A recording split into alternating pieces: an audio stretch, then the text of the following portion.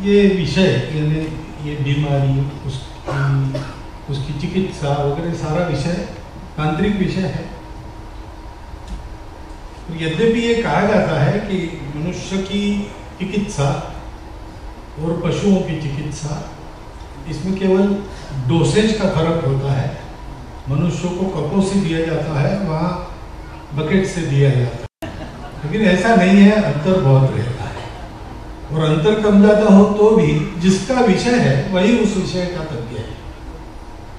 इसलिए उसके बारे में यद्यपि परिचय में मुझे भी डॉक्टर का डॉक्टर तुम पशुओं का डॉक्टर ये मैं जानता हूँ, मैं भूलता नहीं, इसलिए उस बारे में मुझे बहुत कुछ कहना नहीं है। परंतु जो वैद्यकीय चिकित्सा का शास्त्र नहीं जानता उसको भी ये तो दिखाई देता है कि बीमारियां अनेक प्रकार की होती है, लेकिन कुछ बीमारियां होती है जो केवल मनुष्य को नहीं तोड़ती, उसके परिवारजनों को भी तोड़ सकती और तोड़ती भी है। ऐसी बीमारियों में ये थैलेसीमिया है। बीमारी है, लक्षण दिखाती है, प्रकट होती है तो उसकी ट्रीटमेंट होती है, लेकिन जो अनेक वर्ष छुपी रहती है और अचानक प्रकट होती है और जिसके लिए कोई दवाई नहीं, ऐसी ये बीमारी है। वो तन को भी और मन को भी ढीला कर देती है, आर्थिक रूप से परिवार को भी ढीला कर देती है, और ये सब करने के बाद भी इसका कोई इलाज नहीं। ये सत्य रात दिन उनकी आंखों के सामने एक प्रकार की दहशत पैदा करता है, एक निराशा भी पैदा करता है। Prevention is cure, prevention is better than cure ऐसा कहते हैं, लेकिन यहाँ प्रिवेंशन ही ओनली क्योर है। और इसलिए ये ऐप जो पहले बता सकता है कि आप में उसका जीन है कि नहीं है,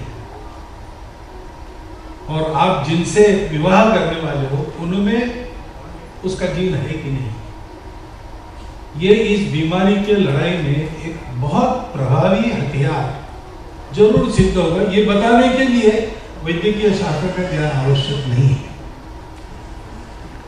और ये अपने यहां पर पैदा किया गया है।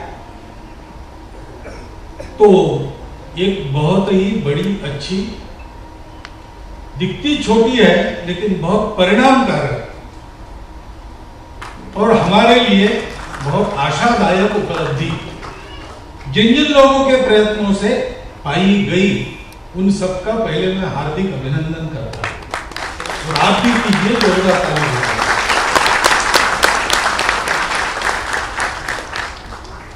अब ये भी कहा गया कि मैं इस कार्यक्रम में आ गया इसलिए इसका प्रचार प्रसार होगा, तो ये हो सकता है, पता नहीं मुझे।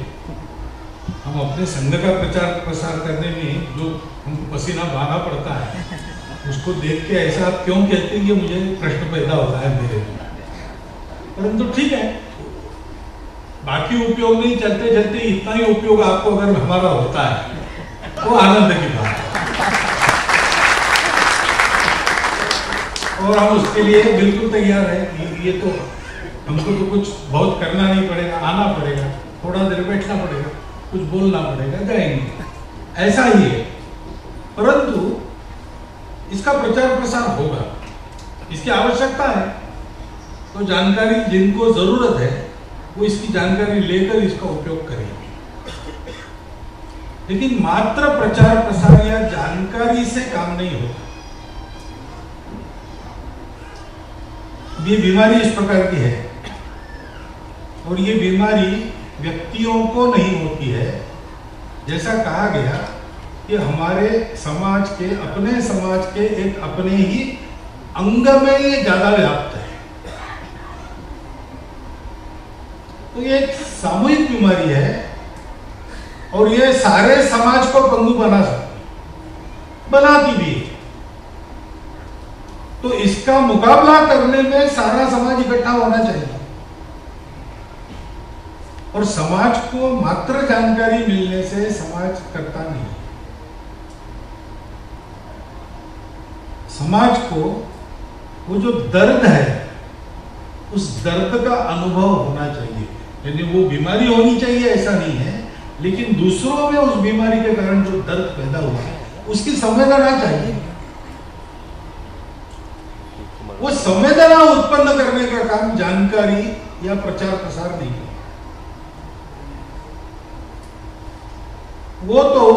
वो भी छूत की बीमारी है। एक की तड़प दूसरे में तड़प पैदा करती। और जैसा डॉक्टर साहब ने आपको बताया, मैं इनके इस कार्य के तीसरे कार्यक्रम में आज उपस्थित हूं। तो मैं ये जानता हूं कि मेरे उपस्थिति से ये जानकारी कितनी बढ़ेगी नहीं बढ़ेगी, ये एक विचार करने का विषय हो सकता है। लेकिन जिस प्रकार डॉक्टर साहब, उनकी टीम और इस बीमारी के शिकार हुए उनके जो पेशेंट्स और उनके परिवारों का वर्ग है, ये सब मिलकर जिस भावना से इस बीमारी को परास्त करने में लगे हैं, वो भावना, यह संवेदना धीरे धीरे सारे समाज में पैदा करने के लिए सक्षम तीव्र संवेदना है। मेरे यहां आने से भी ज्यादा उनका काम देख के काम जल्दी होगा और पक्का होगा। इसलिए आप में से बहुत लोग उनसे संबंधित है, उनका काम तो देखा ही है, लेकिन जिन्होंने नहीं देखा है वो जरा जाकर देखिए।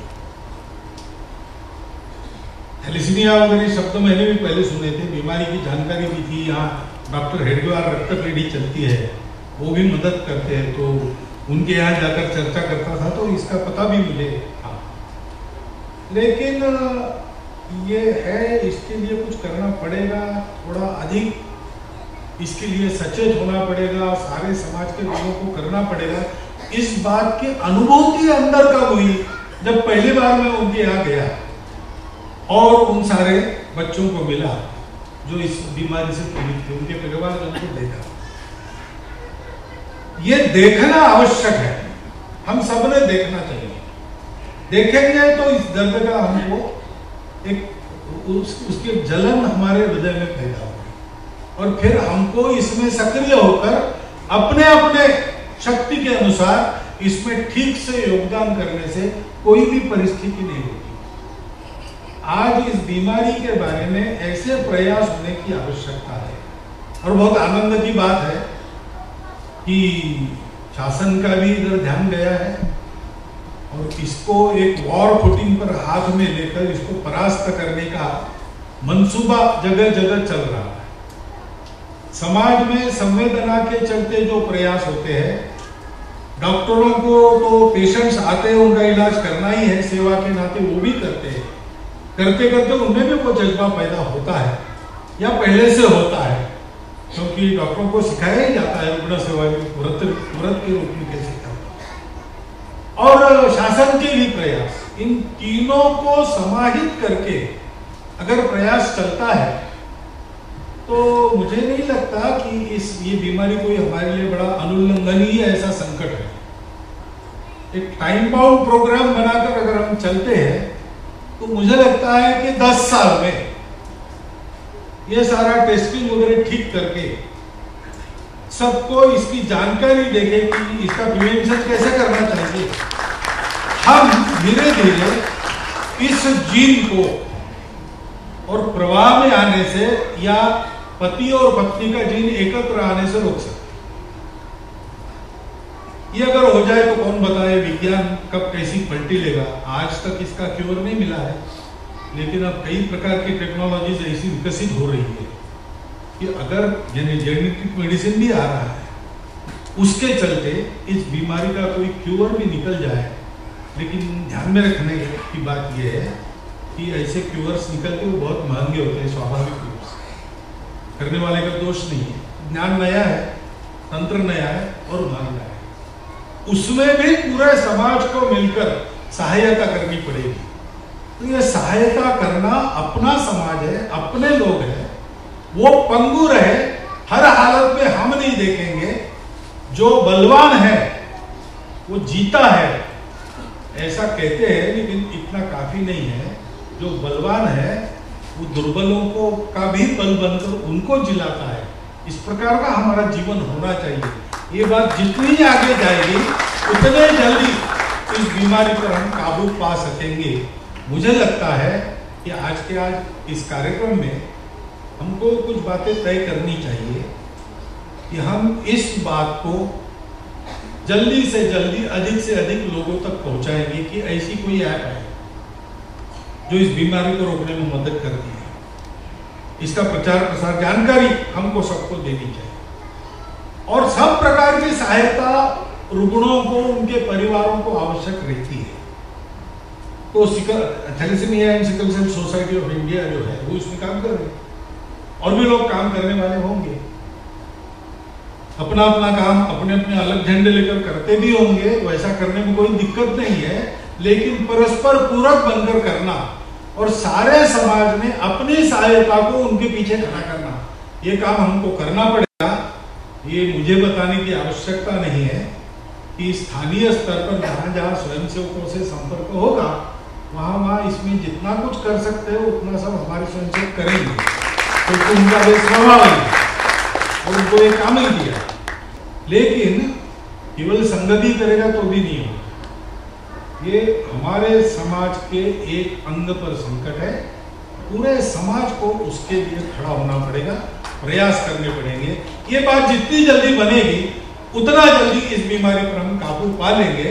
और मुझे विश्वास है कि जिस प्रकार से हम देख रहे हैं, विशेषकर कोरोना काल के पश्चात समाज का करना सोचना, उसमें ये बात भी अपने समाज में अब खड़ी होगी और अन्य बीमारियों के साथ इस बीमारी पर भी हम काबू पा लेंगे।